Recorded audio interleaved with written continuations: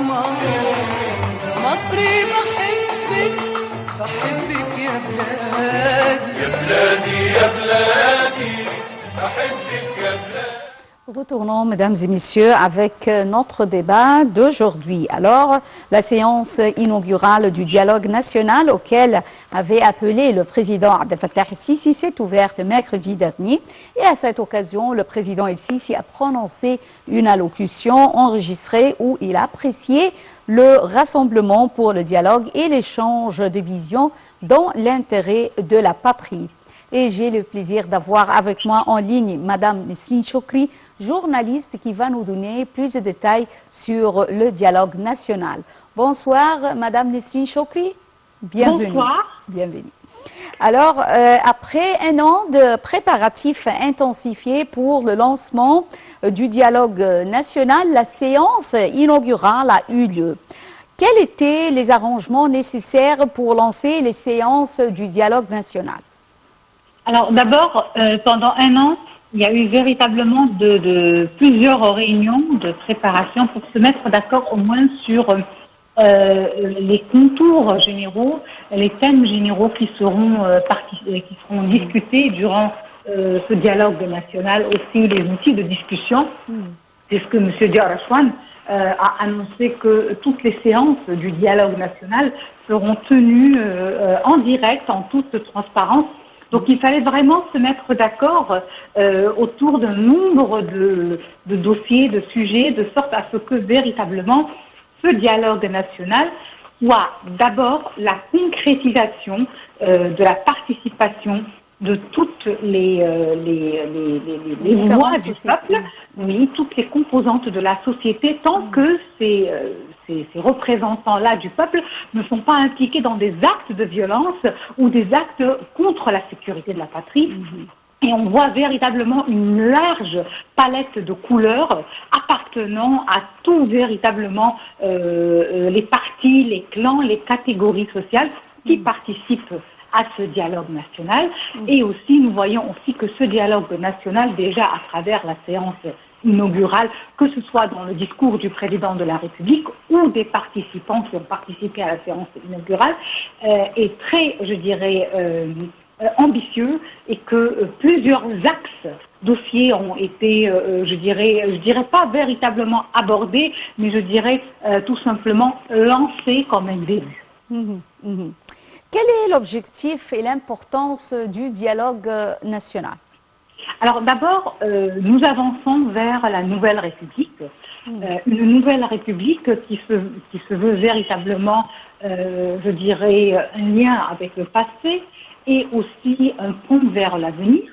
Et par conséquent, si on veut véritablement maintenir ce que nous avons déjà acquis du passé et avancer vers un avenir prometteur, surtout à la lumière ou dans le cadre de, je dirais, crise mondiale, d'une conjoncture mondiale très délicate, donc il est très important que toutes les catégories, toutes les composantes de la société égyptienne discutent entre elles pour pouvoir mettre en place, ou pouvoir décider quels seront les contours de cette nouvelle République.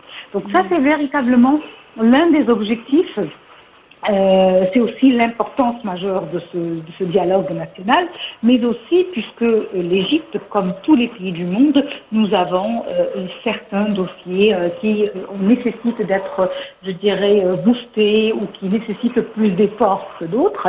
Eh bien, ce dialogue national-là permettra d'échanger autour de ces dossiers-là. Il permettra aussi que des personnes de différentes, je dirais, de différents clans, de différentes couleurs politiques, économiques, puissent aussi donner de nouvelles solutions pour propulser ces dossiers-là, pour trouver des solutions à des problèmes parfois qui ont duré depuis plusieurs années et que nous avons hérité au fil des années. Et je crois que c'est le plus grand rassemblement dans l'histoire de l'Égypte moderne. C'est la première fois que l'État égyptien encourage toutes, je dirais, les institutions non gouvernementales et toutes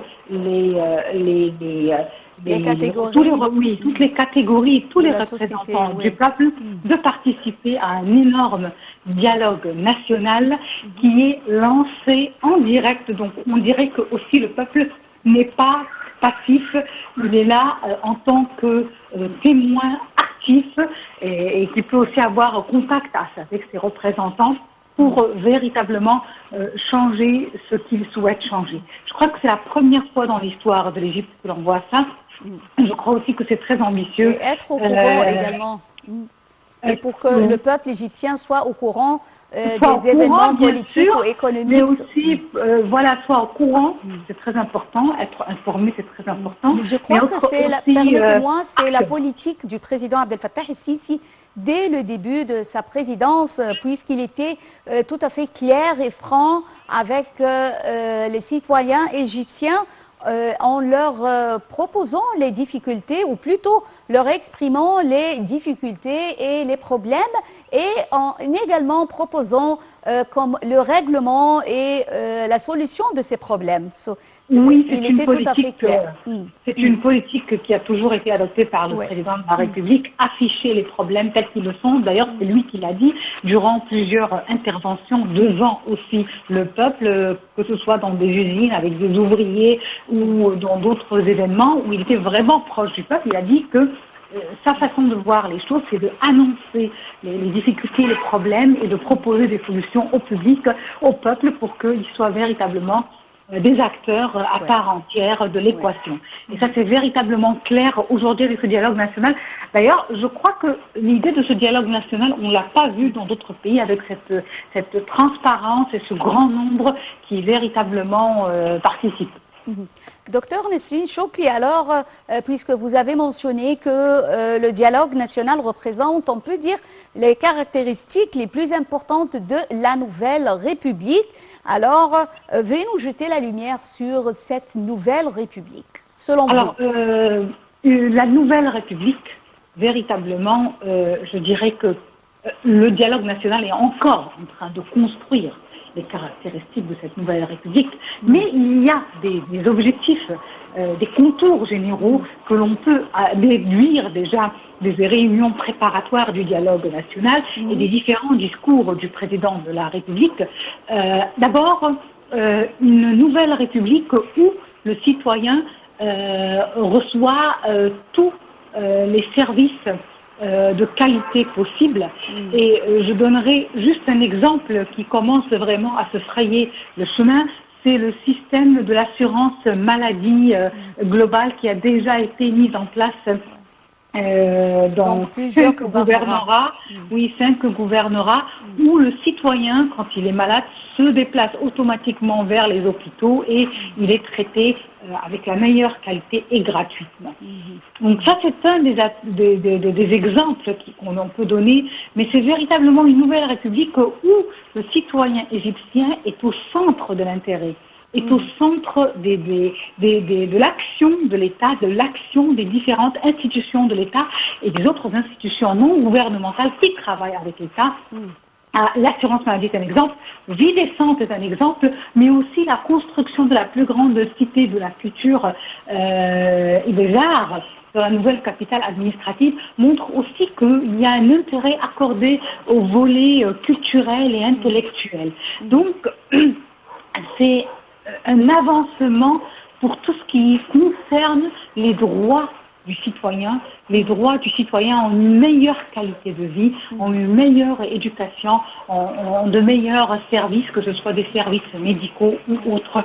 Aussi, où la femme dispose de plus de droits et de respect, puisque déjà on examine les droits politiques de la femme, juridiques de la femme, comment améliorer la loi en place pour garantir plus de droits aux femmes.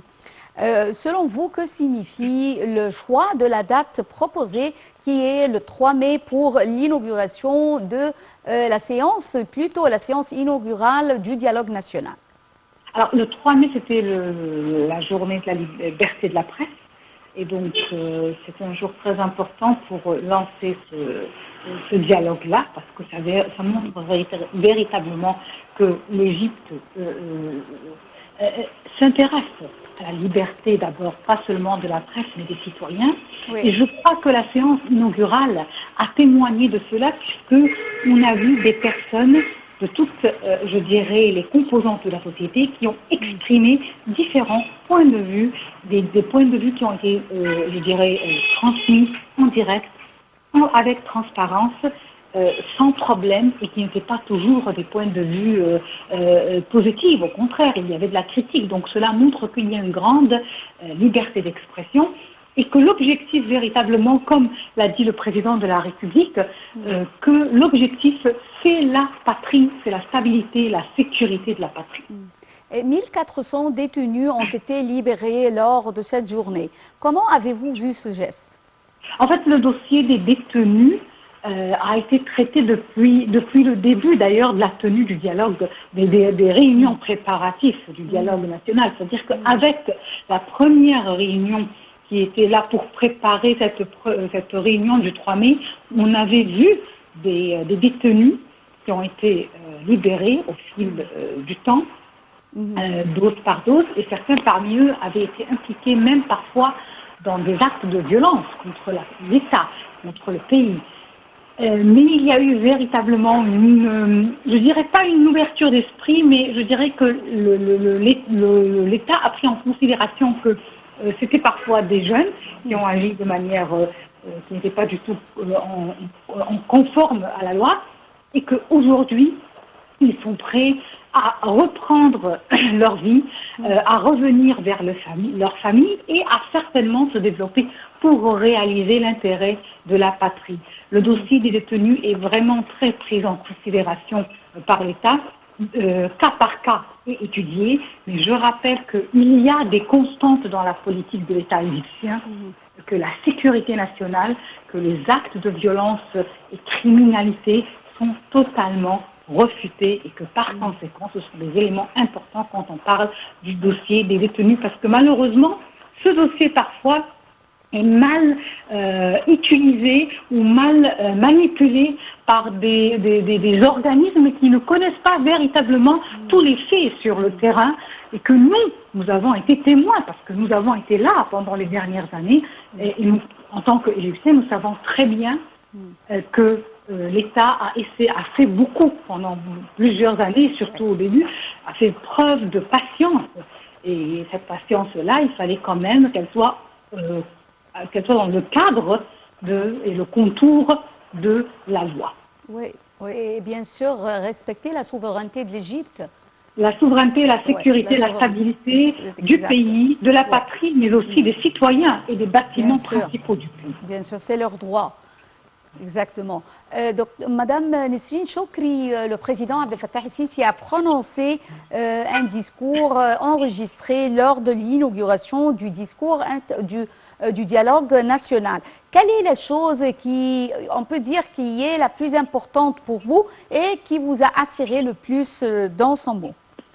D'abord, je dois dire que j'ai été profondément touchée que le président de la République a décidé de commencer ce dialogue national, d'abord par ce discours-là, parce que c'est déjà un début assez positif, assez réconfortant et assez rassurant pour tous les participants.